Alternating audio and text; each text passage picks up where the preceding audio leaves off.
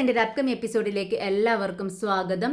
വേദയുടെ ആവശ്യപ്രകാരം വിക്രം പ്രഗ്നൻ്റായ സ്ത്രീകൾ എങ്ങനെയിരിക്കുമോ അതുപോലെ തന്നെ ഒരു ദിവസത്തേക്ക് അഭിനയിക്കുന്നുണ്ട്. വയറെല്ലാം വെച്ച് കെട്ടി നൈറ്റി എല്ലാം ധരിച്ചാണ് വിക്രം ഒരു സ്ത്രീക്ക് എന്തെല്ലാം ബുദ്ധിമുട്ടുകൾ ഉണ്ടാവും പ്രഗ്നൻ്റ് ആയിരിക്കുന്ന ടൈമിൽ എന്ന് പുരുഷന്മാരും അറിഞ്ഞിരിക്കണം എന്ന് പറഞ്ഞുകൊണ്ടാണ് വേദ ഇതെല്ലാം ചെയ്യിക്കുന്നത്. അത് വിക്രം വളരെ ഭംഗിയായി തന്നെ ചെയ്യുന്നുണ്ട്. ഇതെല്ലാം കണ്ട് വേദ സന്തോഷിക്കുന്നുണ്ട്. പിന്നീട് വേദയുടെ ജ്യേഷ്ഠൻ ശ്രീക്കൊരു ഇല്ലീഗൽ റിലേഷൻ ഉണ്ട്. ആ സ്ത്രീ ശ്രീയെ വിളിച്ചു വരുത്തുകയും താൻ പ്രഗ്നൻ്റ് ആണെന്ന് പറയുന്നുണ്ട്. ഇത് കേട്ടതും ശ്രീ ഞെട്ടുന്നുണ്ട്. പക്ഷേ അദ്ദേഹത്തിന് ഒരിക്കലും സന്തോഷിക്കാൻ കഴിയുന്നില്ല. നേരെ മറിച്ച് വർഷയാണ് പ്രഗ്നൻ്റ് ആയതെന്ന് കേട്ടാൽ അദ്ദേഹം സന്തോഷിക്കുമായിരുന്നു. എങ്കിലും ആ സ്ത്രീയോട് പറയുന്നുണ്ട്, ഈ കുഞ്ഞ് നമുക്കിപ്പോൾ വേണ്ട, ഇതിനെ നീ അങ്ങ് അബോർഷൻ ചെയ്ത് കളഞ്ഞേക്ക്, ഞാൻ ഒരു ടാബ്ലറ്റ് കൊണ്ടുവന്ന് തരാമെന്ന് പറഞ്ഞുകൊണ്ട് ആ സ്ത്രീയെ നിർബന്ധിക്കുകയും അതിന് ആ സ്ത്രീ വഴങ്ങി കൊടുക്കുകയും ചെയ്യുന്നുണ്ട്. എന്നാൽ ദർശൻ ഒരു കേസിൻ്റെ അന്വേഷണത്തിൽ പിറകെ തന്നെയാണ്, അതിനെ മുറുകെ പിടിച്ചിരിക്കുകയാണ്. ആ കേസ് തെളിയിച്ചേ ഇരിക്കൂ എന്നാണ് അദ്ദേഹം തീരുമാനിച്ചിരിക്കുന്നത്. അതിലെ മുഖ്യപ്രതി നമ്മുടെ വിക്രമാണെന്ന് നമ്മുടെ ദർശന് ഒരു സംശയമുണ്ട്. അത് തെളിയിക്കാനുള്ള പെടാപ്പാടിലാണ് നമ്മുടെ ദർശൻ. അങ്ങനെ തുമ്പുകളെല്ലാം ഓരോ വഴികളും തുറന്നു വരുവാണ്. ദർശൻ ഇങ്ങനെ വിക്രമിൻ്റെ അടുത്തേക്ക് എത്തുന്നുണ്ട്. ഈ വിശേഷത്തെക്കുറിച്ചാണ് ഇന്ന് പറയാൻ പോകുന്നത്. അങ്ങനെ വിക്രം വയറെല്ലാം വെച്ച് കെട്ടി ഒരു നൈറ്റിയൊക്കെ ധരിച്ച് തലയിൽ ഒരു ഹെയർ ബാൻഡൊക്കെ വെച്ചിട്ടുണ്ട് മുടിയിൽ. അങ്ങനെയൊക്കെ നിൽക്കുകയാണ്. ഇതേ സമയം വേദ ഇതെല്ലാം കണ്ട് ചിരിക്കുന്നുണ്ട്. എന്നിട്ട് വിക്രമിനോട് പറയുന്നുണ്ട്, വിക്രം ഇപ്പം തന്നെ നടക്കാൻ ഇറങ്ങുന്ന ടൈമാണ്, നീയും വാ എൻ്റെ കൂടെ. എന്താ വേദ ഈ പറയുന്നത്? നിൻ്റെ സന്തോഷത്തിന് വേണ്ടി ഞാൻ ഇത്രയെല്ലാം ചെയ്തു, വീട്ടുകാരുടെ മുന്നിലെല്ലാം ഞാൻ നാണം കെട്ടും, ഇനിയും നിനക്ക് മതിയായില്ലേ എന്ന് ചോദിക്കുകയാണ്. അത് ശരി, ഇങ്ങനെ തന്നെയാ ഞങ്ങളും, എല്ലാവരുടെ മുന്നിലും ഞങ്ങളും ഇങ്ങനെ തന്നെയല്ലേ നടക്കുന്നത്, നീ നടക്കുന്നത് പോലെയാണോ വേദേ ഞാൻ നടക്കുന്നത്? ഞാനൊരു പുരുഷനല്ലേടി എന്ന് ചോദിക്കുന്നുണ്ട്. അതൊന്നും എനിക്കറിയേണ്ട ആവശ്യമില്ല, നീ എന്നോട് എല്ലാം സമ്മതിച്ചതല്ലേ. ഇന്ന് രാത്രി വരെയാണ് സമയമുള്ളത്, രാത്രി വരെയും നീ ഇതിട്ടുകൊണ്ട് നടക്കണം, ഈ വേഷത്തിൽ നടക്കണം, എങ്ങനെയുണ്ടെന്ന് നീയും അറിയണല്ലോ എന്ന് പറയുന്നുണ്ട്. വാ നമുക്ക് നടക്കാൻ പോവാം എന്നും പറഞ്ഞുകൊണ്ട് വേദ വിക്രമിൻ്റെ കൈയും പിടിച്ചുകൊണ്ട് റോഡിലൂടെ നടക്കുവാണ്. വിക്രമിന് ആകെ ചമ്മലാവുന്നുണ്ട്, നാണക്കേടൊക്കെ തോന്നുന്നുണ്ട്. വേദയോട് പറയുന്നുണ്ട്, വേദേ നാട്ടുകാർ കണ്ടാലുണ്ടല്ലോ എൻ്റെ ഉള്ള നിലയും വിലയും എല്ലാം പോവും, അവരെല്ലാം എന്നെ കളിയാക്കി ചിരിക്കും വേദ എന്ന് പറയുന്നുണ്ട്. അതൊന്നുമില്ല, നീ ഇങ്ങോട്ടേക്ക് വാ എന്നും പറഞ്ഞുകൊണ്ട് നടന്ന് നീങ്ങുന്നുണ്ട്. വഴിയിലൂടെ പോകുന്നവരെല്ലാം വിക്രമിനെ അറിയുന്നവരും അറിയാത്തവരും എല്ലാം മുഖത്ത് കൈവച്ച് ചിരിക്കുന്നുണ്ട്. വേദേ അവരെന്നെ നോക്കി ചിരിക്കുന്നു എന്ന് വിക്രം പറയുമ്പോൾ, അവർ ചിരിച്ചോട്ടെ, അതിന് നിനക്കെന്താ, നീ ഇങ്ങോട്ട് വാ, നീ അങ്ങോട്ടേക്ക് ശ്രദ്ധിക്കണ്ട എന്ന് വേദയും പറയുന്നുണ്ട്. അങ്ങനെ വേദയെ വിക്രമിനെയും കണ്ട് അവർ അയൽവാസികൾ ചോദിക്കുന്നുണ്ട്, അല്ല വിക്രം, വേദയല്ലേ പ്രഗ്നൻ്റ് ആയിരിക്കുന്നത്, അത് നീ അങ്ങ് ഏറ്റെടുത്തോ എന്ന് ചോദിക്കുകയാണ്. ആ വേദയെ ഒന്ന് സഹായിക്കാം, ഒന്ന് ഹെൽപ്പ് ചെയ്യാമെന്ന് വിചാരിച്ചു ചേച്ചി എങ്ങോട്ടേക്കാ, ഷോപ്പിലേക്ക് പോവല്ലേ, അങ്ങ് പോയേക്ക്, അതാ നല്ലതെന്ന് പറഞ്ഞ് ചൂളിക്കൂടി നമ്മുടെ വേദയുടെ പിറകെ ഇങ്ങനെ നടക്കുകയാണ് വിക്രം. ഇതെല്ലാം കണ്ട് വേദ നന്നായി ആസ്വദിക്കുന്നുണ്ട്. ഈ സമയം ശ്രീക്ക് ഒരു കോള് വരുന്നുണ്ട്. ഗായത്രിയാണ് വിളിക്കുന്നത്. അത് ഗായത്രി വിളിക്കുന്നതെന്ന് കേട്ടപ്പോഴും പെട്ടെന്ന് ഫോൺ കണ്ടപ്പോഴും ഫോൺ അങ്ങ് പെട്ടെന്ന് അറ്റൻഡ് ചെയ്യുന്നുണ്ട്. എന്താണെന്ന് ചോദിക്കുകയാണ്. നീ പെട്ടെന്ന് ഇങ്ങോട്ടേക്ക് വാ, അർജൻറ്റാണ്, നമ്മുടെ ജീവിതവുമായി ബന്ധപ്പെട്ട ഒരു കാര്യമാണെന്ന് പറയുകയാണ്. ഇത് കേട്ടതും ശ്രീ പേടിക്കുന്നുണ്ട്.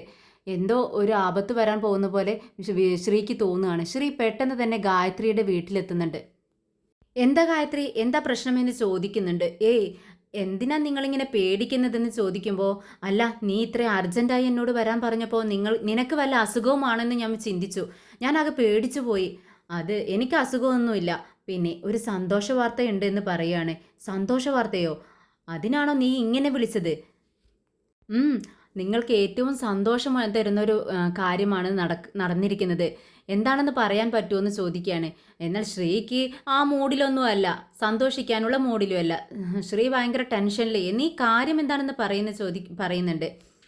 അപ്പോഴേക്കും ഗായത്രി ശ്രീയുടെ കൈയെടുത്ത് തൻ്റെ വയറിന് മുകളിൽ വെക്കുന്നുണ്ട്. ഇപ്പം മനസ്സിലായോ എന്ന് ചോദിക്കുമ്പോൾ, എന്താണെന്ന് വീണ്ടും ഒരു പൊട്ടനെ പോലെ ചോദിക്കുകയാണ് ശ്രീ. നിങ്ങളൊരു അച്ഛനാവാൻ പോകുന്ന മനുഷ്യ എന്ന് പറയുകയാണ് ഗായത്രി. ഇത് കേട്ടതും ശ്രീ ഞെട്ടുന്നുണ്ട്. ആകെ പെട്ടെന്ന് കൈ പിറകോട്ട് വലിക്കുകയാണ്. നീ എന്താ പറഞ്ഞത്? ആ സത്യമാണ്, നിങ്ങളൊരു അച്ഛനാവാൻ പോകുന്നു. എന്താ ഗായത്രി ഇത്? നിന്നോട് ഞാൻ ശ്രദ്ധിക്കണമെന്ന് പറഞ്ഞിരുന്നതല്ലേ, ഇനി എന്ത് ചെയ്യുമെന്ന് ചോദിക്കുക. നിങ്ങളെന്താ ഇങ്ങനെ പറയുന്നത്? നിങ്ങൾക്കപ്പോൾ ഒട്ടും സന്തോഷമില്ലേ? വർഷയും നിങ്ങളുമായിട്ടുള്ള വിവാഹം കഴിഞ്ഞിട്ട് എത്ര വർഷങ്ങളായി, എന്നിട്ട് നിങ്ങൾക്ക് കുഞ്ഞുങ്ങളില്ല. നമുക്കൊരു കുഞ്ഞുണ്ടാവാൻ പോകുന്നു.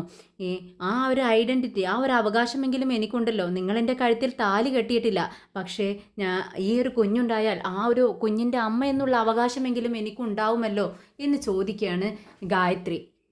വേണ്ട വേണ്ട ഗായത്രി, ഇത് നമുക്ക് വേണ്ട. ഇപ്പോൾ നമുക്കൊരു കുഞ്ഞുണ്ടാവേണ്ട അവസരമല്ല. പിന്നെ ഇപ്പോൾ ഒരു കുഞ്ഞുണ്ടായാൽ ആകെ പ്രശ്നമാവും. ഈ ഒരു പ്രശ്നത്തിലേക്ക് ആ കുഞ്ഞ് വരേണ്ട ഒരു ആവശ്യവുമില്ല. ഇതിനെല്ലാം ഇനിയും സമയം കിടക്കുന്നു. ഈ കുഞ്ഞിനെ നമുക്ക് ഇപ്പോൾ വേണ്ട എന്ന് പറയുകയാണ്. ഇതങ്ങ് കേട്ടതും ഗായത്രി പൊട്ടിക്കരയാണ്. നിങ്ങൾ എന്തായി പറയുന്നത്? ഞാൻ എത്രമാത്രം സന്തോഷിച്ചു എന്നറിയാവോ?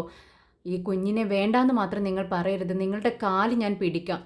സമ്മതിക്കണമെന്ന് പറയുന്നുണ്ട്. പക്ഷേ ശ്രീ ഒട്ടും സമ്മതിക്കുന്നില്ല. ഞാൻ പറയുന്ന കാര്യം നീ സമ്മതിക്കണം. ഈ കുഞ്ഞ് നമുക്ക് വേണ്ട. അല്ലാന്നുണ്ടെങ്കിൽ ഞാൻ ഈ നിമിഷം തന്നെ ഇവിടെ നിന്നും ഇറങ്ങും. പിന്നീട് നീ എന്നെ കാണത്തില്ല. നീ വിളിച്ചാലും ഞാൻ എടുക്കത്തില്ല. ഞാനും നീയും തമ്മിൽ ഒരു ബന്ധവുമില്ല എന്ന് ശ്രീ അങ്ങ് തുറന്നു പറയുകയാണ്. ഇത് കേട്ടതും ഗായത്രിക്ക് പിന്നീട് ഒരു നിവൃത്തിയില്ലാതെ അത് സമ്മതിക്കേണ്ടി വരികയാണ്. അറിഞ്ഞുകൊണ്ട് പറയുന്നുണ്ട്, ശരി, ഞാൻ നിങ്ങൾ പറഞ്ഞതുപോലെ ചെയ്തോളാം എന്ന് പറയുന്നുണ്ട്. അങ്ങനെ ശ്രീ ഗായത്രിയുടെ കവിളിൽ തട്ടിക്കൊണ്ട് സമാധാനിപ്പിക്കുന്നുണ്ട്. നീ വിഷമിക്കൊന്നും വേണ്ട, നിന്നോടൊപ്പം ഞാനുണ്ട്. ഇപ്പോൾ നമുക്കിത് വേണ്ട എന്നല്ലേ ഞാൻ പറഞ്ഞുള്ളൂ. നീ സമാധാനമായിട്ടിരിക്കെ, രാവിലെ തന്നെ ഞാൻ വന്നോളാം. നീ ഒന്നും കഴിക്കണ്ട കേട്ടോ, ഞാനൊരു ടാബ്ലറ്റ് കൊണ്ടുവന്ന് നിനക്ക് തരാം, അത് കഴിച്ചാൽ മതി എന്ന് പറഞ്ഞ് സമാധാനിപ്പിച്ച് ശ്രീ അവിടെ നിന്ന് ഇറങ്ങുന്നുണ്ട്. ശ്രീനിവാസൻ സാറിൻ്റെ ജ്യേഷ്ഠൻ്റെ മകൻ്റെ കൊലക്കേസ് അന്വേഷിക്കുന്നത് ദർശനാണ്. ദർശന് നല്ല സംശയമുണ്ട് അത് ചെയ്തിരിക്കുന്നത് വിക്രമാണെന്ന്. പക്ഷെ അതിന് തെളിവുകളില്ല. തെളിവുകൾ ശേഖരിച്ചു കൊണ്ടിരിക്കുകയാണ് ദർശൻ. അതിൻ്റെ ഭാഗമായി പോലീസുകാർ കുറച്ച് തെളിവുകളെല്ലാം ശേഖരിച്ചു വെച്ചിട്ടുണ്ട്. അദ്ദേഹം കൊല്ലപ്പെടുന്നത് വിക്രം രണ്ടാമത് വേദിയുടെ കഴുത്തിൽ താലി കെട്ടുന്ന തലേ ദിവസം രാത്രിയാണ്. അതായത് അതിൻ്റെ ഭാഗമായി മണ്ഡപത്തിലെ CCTV ക്യാമറ ചെക്ക് ചെയ്യാണ് പോലീസുകാർ. അതിൽ നിന്നും മനസ്സിലാവുന്നുണ്ട് തലേ ദിവസം രാത്രി വിക്രം മണ്ഡപത്തിൽ എത്തുന്നില്ല. പിറ്റേ ദിവസം ഒരുപാട് വൈകിയാണ് മണ്ഡപത്തിലെത്തുന്നത്. അങ്ങനെ ദർശൻ പറയുന്നുണ്ട്, ഇത്രയും നേരം വിവാഹത്തിൻ്റെ തലേ ദിവസം രാത്രി മണ്ഡപത്തിലെത്താഞ്ഞത് എന്തുകൊണ്ടാണെന്ന്, വിക്രം എന്തുകൊണ്ടാണ് വരാതിരുന്നത് എന്ന് അന്വേഷിക്കാൻ വേണ്ടി പറയുന്നുണ്ട്. ഏകദേശം ദർശന കാര്യങ്ങളെല്ലാം പിടുത്തം കിട്ടുന്നുണ്ട്. പക്ഷേ തെളിവുകൾ സ്ട്രോങ് അല്ല. അതുകൊണ്ട് തന്നെ വിക്രം അന്നേ ദിവസം രാത്രി എവിടെയായിരുന്നു വിക്രമിൻ്റെ ഫോൺ ലൊക്കേഷൻ അന്വേഷിച്ചാൽ അറിയാൻ പറ്റും. അങ്ങനെ വിക്രം എവിടെയായിരുന്നു അന്നേ ദിവസം എന്ന് അറിയാൻ കഴിയുമെന്ന് പെട്ടെന്ന് ദർശൻ ചിന്തിക്കുന്നുണ്ട്. അങ്ങനെ പോലീസുകാരോട് ആ വിവരങ്ങളെല്ലാം ശേഖരിച്ചു കൊണ്ടുവരാൻ വേണ്ടി പറയുന്നുണ്ട്. എന്തായാലും ദർശൻ്റെ കണിയിൽ വിക്രം അകപ്പെടുമെന്ന് ഏകദേശം ഉറപ്പായി കഴിഞ്ഞു. പിറ്റേന്ന് രാവിലെ തന്നെ വിക്രം വീടെല്ലാം അടുക്കി പെറുക്കി വീട്ടിലെ സാധനങ്ങളെല്ലാം വേദയും വിക്രമും കൂടെ അടുക്കി പെറുക്കി വെക്കുന്നുണ്ട്. ഇത് കണ്ട് നന്ദിനി ചോദിക്കുന്നുണ്ട്, അമ്മ കണ്ടോ? വേദയുടെ അച്ഛനും അമ്മയും വീട്ടിലേക്ക് വരണോ എന്ന് പറഞ്ഞപ്പോൾ വിക്രം കണ്ടില്ലേ എത്ര വെപ്രാളത്തോടെയാ സാധനങ്ങളെല്ലാം പെറുക്കി അടുക്കിയൊക്കെ വെക്കുന്നത്. അപ്പോൾ ഇവനത് അറിയാഞ്ഞിട്ടൊന്നും അല്ല എന്ന് പറയുന്നുണ്ട്. ഇത് കേട്ട് കമലാമ്മ പറയുന്നുണ്ട്, അതിനെന്താ നന്ദിനി, അങ്ങനെ തന്നെയല്ലേ വേണ്ടത്? അവർ ആദ്യമായി വീട്ടിലേക്ക് വരുന്നതല്ലേ. എന്ത് ആദ്യമായി വീട്ടിലേക്ക് വരുന്നോ? എന്താ അമ്മ ഈ പറയുന്നത്? അവർ എത്രയോ തവണ ഇവിടെ വന്നിരിക്കുന്നു, പക്ഷേ അമ്മ അവരോട് മോശമായിട്ടല്ലേ പെരുമാറിയിരിക്കുന്നതെന്ന് ചോദിക്കുകയാണ് നന്ദിനി. ഇത് കേട്ടതും കമലാമ്മ പറയുന്നുണ്ട്, അത് തന്നെയാണ് നന്ദിനി ഞാൻ പറയുന്നത്. ഇപ്പോഴല്ലേ ഞാൻ വേദയെ മനസ്സ് തുറന്ന് സ്നേഹിക്കാൻ തുടങ്ങിയത്. അതുപോലെ തന്നെ എനിക്ക് അവരെയും ഇഷ്ടമാണിപ്പോൾ. വേദയുടെ അച്ഛനും അമ്മയല്ലേ എൻ്റെ താല്പര്യപ്രകാരം അവർ ആദ്യമായിട്ടല്ലേ വീട്ടിലേക്ക് വരുന്നത്. അതുകൊണ്ട് ഞാൻ വിശ്വത്തോട് കുറച്ച് സീഡ്സ് എല്ലാം കൊണ്ടുവരാൻ പറഞ്ഞിരുന്നു. വിശ്വത്തെ കാണുന്നില്ലല്ലോ വിക്രം, നീ അവനൊന്ന് വിളിച്ചു നോക്കുമെന്ന് പറയുക. പെട്ടെന്ന് വിക്രം വിശ്വത്തിന് ഫോൺ ചെയ്യുന്നുണ്ട്. അപ്പോഴേക്കും വിശ്വം കയറി വരുവാണ്. സീഡ്സ് എല്ലാം കിട്ടിയോ എന്ന് ചോദിക്കുന്നുണ്ട്. എല്ലാം കിട്ടിയ അമ്മ പറഞ്ഞതെല്ലാം അതിലുണ്ടെന്ന് പറയുന്നു. എന്തായാലും അവർ വരാനായി. ശ്രീജനി ഇതെല്ലാം ഒരു പ്ലേറ്റിലേക്ക് എടുത്ത് വെക്കിയെന്ന് പറയുകയാണ്. അപ്പോഴേക്കും ശങ്കരനാരായണനും പത്മവും അങ്ങോട്ടേക്ക് വരുന്നുണ്ട്. കമലാമ്മ സന്തോഷത്തോടെ വരൂ ഇരിക്കൂ എന്ന് പറയുന്നത് കേട്ട് അവർക്ക് അത്ഭുതമാവുകയാണ്. അങ്ങനെ അവരും സന്തോഷത്തോടെ, നിങ്ങളെന്തായാലും ഞങ്ങളോട് ഇങ്ങനെയൊക്കെ പെരുമാറിയാൻ തുടങ്ങിയല്ലോ, ഞങ്ങളിവിടെ വന്നിട്ടും വളരെ വിഷമത്തോടെയാണ് എന്നും പോവാറുള്ളത്, എന്തായാലും ഇന്ന് സന്തോഷമായി എന്ന് പറയുന്നുണ്ട്. അങ്ങനെ അവിടെ വിളിക്കുന്നുണ്ട്. അച്ഛൻ ശങ്കരനാരായണൻ ചോദിക്കുന്നുണ്ട് മാഷ് എവിടെയെന്ന്. മാഷ് അച്ഛൻ്റെ ഒരു ഫ്രണ്ടിൻ്റെ വീട്ടിലേക്ക് പോയിരിക്കുകയാണ്, ഉടൻ തന്നെ വരുമെന്ന് പറയുന്നുണ്ട് വിക്രം. അപ്പോഴേക്കും വിശ്വത്തിൻ്റെ മോൾ അങ്ങോട്ടേക്ക് ഓടി വരുന്നുണ്ട്. മുത്തശ്ശ എന്ന് വിളിച്ചുകൊണ്ടാണ് ശങ്കരനാരായണൻ്റെ അടുത്തേക്ക് ഓടി വരുന്നത്. അങ്ങനെ ശങ്കരനാരായണൻ ഒരു ബോക്സ് എടുത്ത് വിശ്വത്തിൻ്റെ മോളുടെ കയ്യിൽ കൊടുക്കുന്നുണ്ട്. ഇത് മോൾക്കുള്ള സീഡ്സാണ്, പ്രത്യേകം വാങ്ങിച്ചതാണെന്ന് പറയുന്നുണ്ട്. അങ്ങനെ മോൾക്ക് വളരെ സന്തോഷമാകുകയാണ്. അപ്പോഴേക്കും പത്മം ഒരു കിറ്റ് എടുത്ത് വേദയുടെ കയ്യിൽ കൊടുക്കുന്നുണ്ട്. ഇതിലൊരു പട്ടുസാരി ഉണ്ട് മോളെ, ഞാൻ പൂവും കൊണ്ടുവന്നിട്ടുണ്ട്, അമ്മ തന്നെ വെച്ച് തരാമെന്ന് പറഞ്ഞ് മുടിയിൽ വെച്ച് കൊടുക്കുവാണ്. പിന്നീട് പത്മം പറയുന്നുണ്ട്, ഞാൻ ഒരു കാര്യം പറഞ്ഞോട്ടെ എന്ന് ചോദിക്കുക. അതിനെന്താ, നിങ്ങൾ പറഞ്ഞു എന്ന് കമലാമ്മ പറയുന്നുണ്ട്. കുറച്ച് ദിവസത്തേക്ക് വേദയെ വീട്ടിലേക്ക് കൊണ്ടുപോട്ടെ എന്ന് ചോദിക്കുകയാണ് പത്മം. അത് കേട്ടതും വേദ ചോദിക്കുന്നുണ്ട്, എന്താ അമ്മ ഇങ്ങനെ പറയുന്നത്? ഞാനൊന്നും വരുന്നില്ല. ദേ അമ്മ എന്നെ നോക്കുന്നതിനേക്കാൾ 10 ഇരട്ടി എൻ്റെ കമലാമ്മ എന്നെ നോക്കുമെന്ന് പറയാണ്. അത് കേട്ട് പത്മം പറയുന്നുണ്ട്, അതൊക്കെ എനിക്കറിയാം, അതിൽ പകുതിയെങ്കിലും ഞാൻ നിന്നെ നോക്കുന്നില്ല വേദേ. എന്തായാലും അച്ഛൻ്റെ അമ്മയുടെ ഒരു ആഗ്രഹമല്ലേ, നീ ഞങ്ങളോടൊപ്പം വാ എന്ന് പറയുന്നുണ്ട്. അപ്പോൾ വേദ പറയുന്നുണ്ട്, ഇല്ല, അമ്മ എന്നെ ഇപ്പോഴാണ് മനസ്സ് തുറന്ന് സ്നേഹിച്ചു തുടങ്ങുന്നത്. അതുകൊണ്ട് തന്നെ അമ്മയുടെ ആ സ്നേഹം കാണുമ്പോൾ എനിക്ക് ഇപ്പോൾ വരാൻ തോന്നുന്നില്ല അമ്മേ, ഞാൻ പിന്നീട് വരാമെന്ന് പറയുന്നുണ്ട്. ഇത് കേട്ടതും നന്ദിനി വേദയോട് പറയുന്നുണ്ട്, എന്താ വേദ നീ പോവാത്തത്? അമ്മയും അച്ഛനും ആഗ്രഹത്തോടെ വിളിക്കുന്നതല്ലേ. ഞാനാണെങ്കിൽ പോയേനെ, കുറച്ച് ദിവസം നിനക്ക് സ്വസ്ഥതയോടെ വീട്ടിൽ ഇരിക്കാലോ, ഒരു പണി എടുക്കേണ്ട ആവശ്യമില്ല, നിനക്ക് പൊക്കൂടെ എന്ന് ചോദിക്കുകയാണ്. എനിക്ക് അതൊന്നുമല്ല ചേച്ചി വലുത്, എനിക്ക് അമ്മയുടെ സ്നേഹമാണ് വേണ്ടതെന്ന് പറയുന്നുണ്ട് വേദ.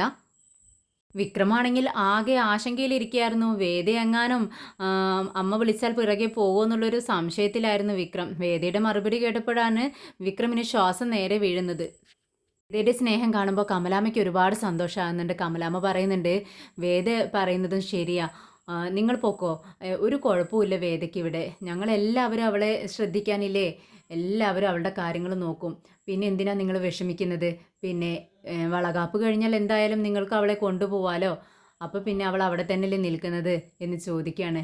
അപ്പോൾ നമ്മുടെ ശങ്കരനാരായണൻ പറയുന്നുണ്ട്, എന്തായാലും എൻ്റെ മോള് അവളുടെ അമ്മായിമ്മയെക്കുറിച്ച് ഇങ്ങനെയൊക്കെ പറയുന്നത് കേൾക്കുമ്പോൾ എനിക്ക് ഒരുപാട് സന്തോഷമുണ്ട്. എന്തായാലും നിങ്ങളെല്ലാം അവളെ സ്നേഹിക്കുന്നത് കൊണ്ടല്ലേ അവൾ ഇവിടെ നിന്നും വരുന്നില്ല, അവളുടെ വീട്ടിലേക്ക് ഞങ്ങൾ ക്ഷണിക്കുന്നത്. അവളുടെ വീട്ടിലേക്ക് അവൾ വരാതിരിക്കുന്നത് ഇവിടുത്തെ എല്ലാവരുടെയും സ്നേഹം കൊണ്ടാണ്. അത് കാണുമ്പോൾ എനിക്ക് ഒരുപാട് സമാധാനമുണ്ട്. ഞാൻ എൻ്റെ മകളെ നിങ്ങളുടെ അടുത്ത് എനിക്ക് വിശ്വസിച്ച് ഏൽപ്പിച്ച് പോവാലോ, എനിക്ക് ആ സമാധാനം ഉണ്ടെന്ന് പറയുന്നുണ്ട് ശങ്കരനാരായണൻ. എന്തായാലും നിങ്ങളെല്ലാവരും കൂടെ പെട്ടെന്ന് വീട്ടിലേക്ക് വരണം, ഞാനവിടെ ഒരു വിരുന്ന് സംഘടിപ്പിച്ചിട്ടുണ്ട്. ഇത് കേട്ട് നന്ദിനി പറയുന്നുണ്ട്, ഇടയ്ക്കിടയ്ക്ക് നിങ്ങളുടെ വീട്ടിലിങ്ങനെ വിരുന്ന് തന്നെയാണല്ലോ എന്ന് പറയുവാണ്. അതല്ലേ മോളെ ഒരു സന്തോഷം, എല്ലാവരും ഒത്തുകൂടുമ്പോഴല്ലേ സന്തോഷം ഉണ്ടാവുന്നത്. എന്തായാലും നിങ്ങൾ എല്ലാവരും മാഷിനോടും പറയണം. കമലാമ്മയോട് പ്രത്യേകം പറയാണ്, നിങ്ങൾ ഇന്നേ വരെ ഞങ്ങളുടെ വീട്ടിലേക്ക് വന്നിട്ടില്ല, ഇത് ഫസ്റ്റ് ടൈമാണ്, എന്തായാലും ഇത്തവണ വരില്ല എന്ന് പറയരുതെന്ന് പറയുകയാണ്. അത് കേട്ടിട്ട് കമലാമ്മ പറയുന്നുണ്ട്, ഇല്ല, ഇത്തവണ ഞാൻ എന്തായാലും മക്കളെയും കൂട്ടി ഞങ്ങൾ അങ്ങോട്ടേക്ക് വന്നോളാം എന്ന് പറയുന്നുണ്ട്. അങ്ങനെ അവരവിടെ നിന്നും പോകുന്നുണ്ട്. പിറ്റേന്ന് തന്നെ എല്ലാവരും വേദയുടെ വീട്ടിലേക്ക് ചെല്ലുകയാണ്. വേദയെ കാണാത്തതുകൊണ്ട് എല്ലാവരും ഇങ്ങനെ നോക്കിയിരിക്കുവാണ്. വർഷയും ദീപ്തിയും ചേർന്ന് എല്ലാവർക്കും വെള്ളമൊക്കെ കൊടുക്കുന്നുണ്ട്. എന്താ അമ്മേ ചേച്ചിയെ കാണാത്ത ഇത്രയും നേരമായിട്ടെന്ന് പറയുന്നുണ്ട്. അപ്പോഴേക്കും വേദ വരുന്നുണ്ട്. മാഷും കമലാമ്മയും എല്ലാവരും ഉണ്ട്. അങ്ങനെ സീഡ്സൊക്കെ വാങ്ങിയിട്ടാണ് വരുന്നത്. ദീപ്തിയുടെ കയ്യിൽ കൊടുക്കുന്നുണ്ട് കമലാമ്മ. ഇത് കുറച്ച് സീഡ്സാ മോളെ, നീ അകത്ത് കൊണ്ടുപോയി വെക്കുകയെന്ന് പറയുവാണ്.